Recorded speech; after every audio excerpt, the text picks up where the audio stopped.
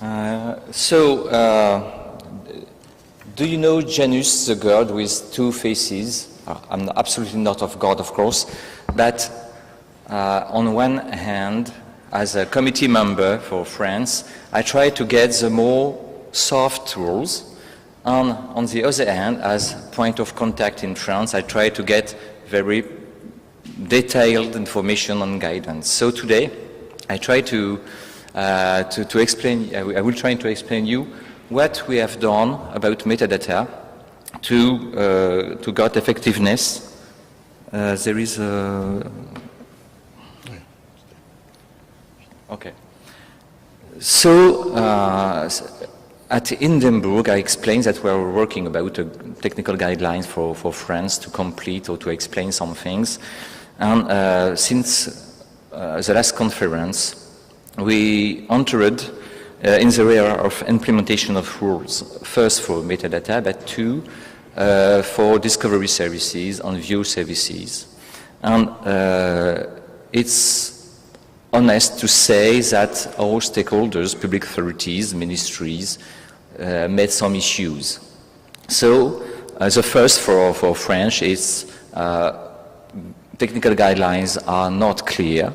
It's very difficult to understand what they said exactly, and of course, it's not in French. So for a normal guy in a public authority in France, it's impossible to understand anything. The second is, as the Germany said in another session, what is a dataset? And because for the reporting, we have to count and to say many things about indicators, about datasets and services on datasets. It's very difficult to do anything if you don't know what is exactly a dataset. That is, of course, a question of granulometry. And more technically, what is the gap between Inspire and ISO? And I will have a slide on that. So, first, to define what could be a dataset, the French definition is first, we heard Inspire is a directive about data sharing. So the dissemination of data is first. Secondly, you know that in implementing rules, a dataset can be connected with one to many terms. But as specifications are not coherent between them, one dataset can only be compliant to one specification of one term. So we decided in France, the definition of a special dataset is a set of geographic data, of course, released on a dominant term. So released because we count only what is put on the web, and a dominant term because we only have to be compliant to one specification, to one implementing rules about the next three. Just, I quote here the technical guidelines of 2010. They said, shortly, if you are compliant to ISO, you are not compliant to Inspire. And if you are compliant to Inspire, you are not compliant to ISO. At the time we adopted the rules, I think it's not important because editors of softwares had to organize the tools to be compliant to Inspire. But it's not the sound in the ear of experts, because experts about metadata are experts in ISO, and resources are scarce. So when we have to talk to work about what could mean the implementing rules about metadata, we had a strong culture of ISO in front of us, and we have to manage, as the technical guidelines in its wisdom wrote, we have to imagine something compliant to ISO and compliant to Inspire. So we produced a French Inspire template. I'm sorry to be, the template is only for French, but it's our mind. So just one example. In Inspire, we have to got one of the four values: creation, revision, publication, and temporal extent. Unfortunately, in ISO, you have to. It's mandatory to get one of the three values: creation, revision, and publication. So if an Inspire public authority says temporal extent is not compliant to ISO, we solve the problem to say you have to take one of the three, and if you need it, you add an optional field. For this thing, we pass only 2 hours of discussion at high-level experts. It was not very simple to imagine the Inspire template. We had in France so many discussions about restrictions. As you know, the field in metadata rules, it's free text. That is not very good, in fact extremely bad for interoperability. So we decided in France to manage in all information systems a code connected to the French law, but connected to the Inspire directive, to be able to know in a multilingualism context what exactly is the restriction for clearly for everybody. On my mind about that is to be able not only a people but to a machine to determine what this dataset is forbidden to publication, on what this dataset is authorized to share data sharing with public authorities, but not authorized to to data sharing toward public. So it is just a table. Column 2 is a code. So there is the translation for the Inspire directive. And as you see, on the second column, you have the number of the article on the paragraph of the article. So everybody who knows the Inspire directive can understand what is the legal restriction about this dataset. And the unique resource identifier was a very difficult discussion because, in fact, the high-level experts explained that the permanent URL is the solution in a long-term view, because today we are not the capacity to manage permanent URL and namespace and so on. So we had to manage a middle solution between the effectiveness of the future, which will be in the future, and the capacity of public authorities in France to manage URI. So the first solution is to be an URL, but with the management of namespaces. And the solution we recommend today in all services of Ministry of Ecology, for example, is to take the country code and what is equivalent to the community VAT number, because in French we have a code managed by an institution of Ministry of Finance, and we know that every enterprise or every public authorities of Europe, most of the public authorities of Europe have the same number of that. So maybe it could be a form of interoperability, but not on the web. I think we have to do that for 2-3 years, maybe 5 years, and after we will go on the namespaces management. So as all of the countries, I think, we sent to the European Commission the French report on Inspire implementation.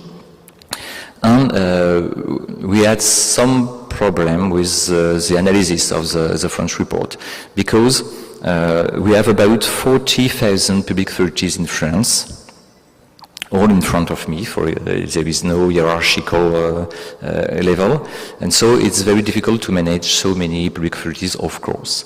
But I wrote that there is a fog about what is covered by some terms, and we have many discussions up to now to say this data set is on this term. And it's not always very clear for everybody, and sometimes for me.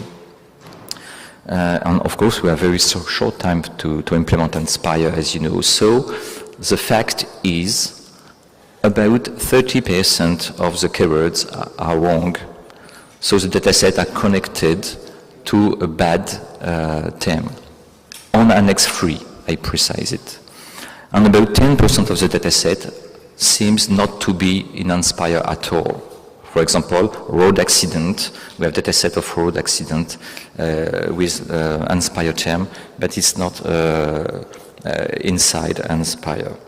So we underestimated usually the effort of training of so many hundred or thousand of people who have to implement Inspire in their public authorities.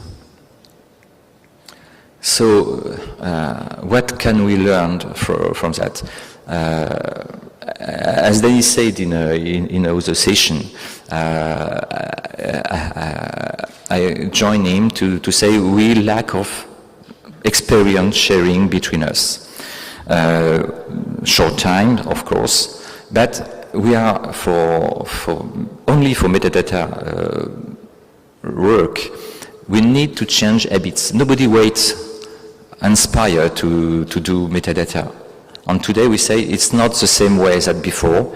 You have to take the Inspire habits and to leave the other habits, for example, ISO. And that's a big problem, because rules on metadata seems to be quite simple. And we will pass years to be able to have conformant metadata on datasets. Last year, services on consultation, on discovery came, and we saw that we have many problems on metadata, on organization of services between them. Of course, there are few people to train, because we have not thousands and thousands services to organize. But it is higher, the complexity is higher. So what we learn about Inspire with the metadata with is for interoperability rules that we are negotiating today, I wrote the complexity will lead to failures. Here, today we imagine that if we take the same way for interoperability rules than we take for metadata, we will have huge investment of energy, of money, of human being to build things, but in every direction at the same time, because people will not be training sufficiently to understand the rules. Thank you.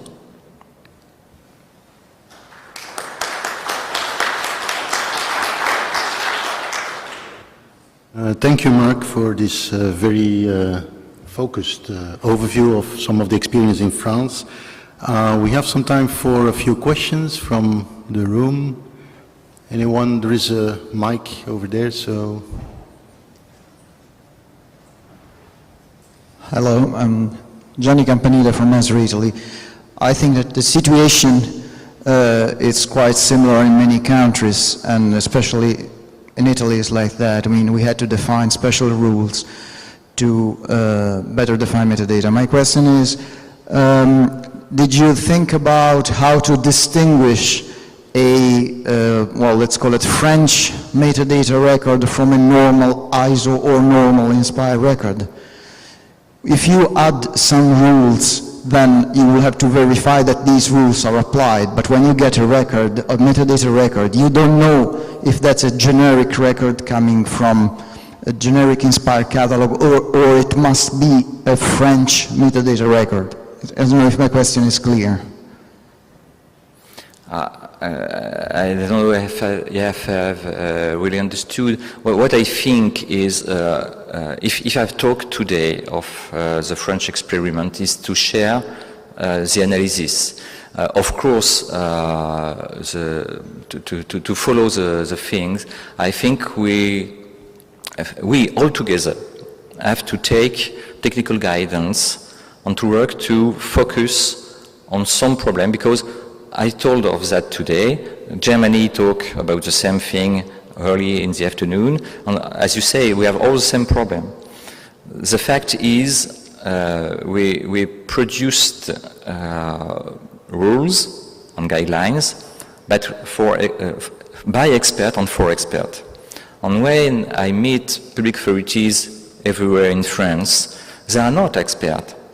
They are honest people who are working in the field for doing urban planning and so on. And I think we have to take experience in France, in Germany, in your country, everywhere, to be able to translate what we had in mind to the mind of the other by training. Okay, thank you.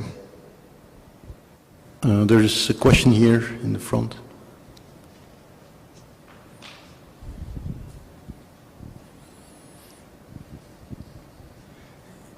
Thank you for interesting presentation. Actually, I'm not surprised that you classified you coded the restrictions of the metadata. So I'm just surprised that you agreed with the common codes among institutions in France. So, and this is the free text in the implementing rules, because the experts thought that it will not be possible to agree about the standard restrictions, so which surprised me. So that's the first question. So that how you achieve that. So the second question actually would frighten me that you say that the data set, according to your interpretation, could belong only to the one team. So so that what I understood. So and actually, then the question is on the general topographical data sets like BDTopo in France. So you have a number of teams like transportation and hydrography and administrative boundaries in it. So how you associate those kind of generic data sets to one team? Thank you. So, as you know well, because you were in the committee before, when we talk about a draft regulation of the Commission, in fact, my government say we want things with the less constraint you can, and the other state members don't most of the time the same thing. So, as I said at the beginning, as Janus God, with one hand, we have to be soft and less complex that is possible, but the other hand, it is not good for interoperability, because from our point of view, there is the most important thing is data sharing, not interoperability.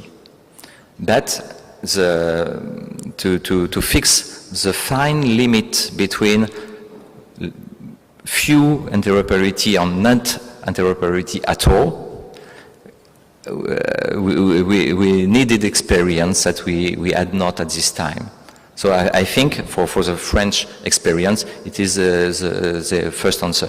The second is clear. We ask to the IGN to cut BDTopo, which is a huge databases with road, buildings, wood, rivers, and so on, to cut BDTopo in different terms and to create metadata for each term, So IGN, our national mapping agency, cut all its databases in separate teams, and it was not very costly, and for the users it is, I believe, most efficient to get just the layer, if you prefer, they need. Okay, thank you. I propose to move on. So I apologize, but I have to talk in another session, so I apologize to my colleagues, and I apologize to you to not be able to stay here to hear the other speakers. Thanks again, Marc.